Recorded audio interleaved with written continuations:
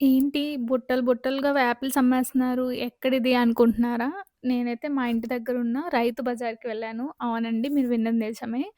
కెనడాలో కూడా farmers markets ఉంటాయి. అక్కడికి వెళ్తే అన్నీ కూడా ఫార్మర్స్ పండించినవి తెచ్చి అమ్ముతారనమాట. చాలా రీజనబుల్ కాస్ట్‌లో ఉంటాయి. అండ్ ప్రొడ్యూస్ కూడా చాలా ఫ్రెష్‌గా ఉంటది. ఇక్కడైతే చూసారు కదా! ఫాల్ సీజన్ కదా! చాలా డెకరేట్ చేశారు. సో, నేనైతే ఒక 2, 3 ఫోటోస్ గూడా దిగాను.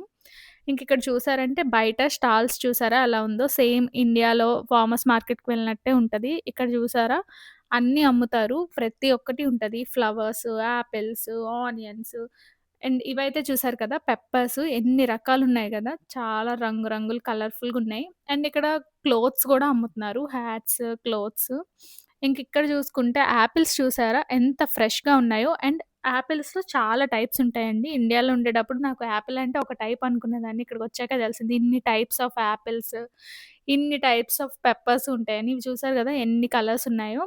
ఇంకా లాస్ట్‌లో అయితే నేను ఇదిగోండి ఇలా షాప్‌కైతే వెళ్ళాను. ఇక్కడ ఫ్లవర్స్ కూడా చాలా బావున్నాయి. అండ్ ఇవైతే నా ఫేవరెట్ ఎండిపోయిన ఆకులు, కొమ్మలతో చూసారా ఎంత అందంగా చేశారు కదా! చాలా బావున్నాయి కదా!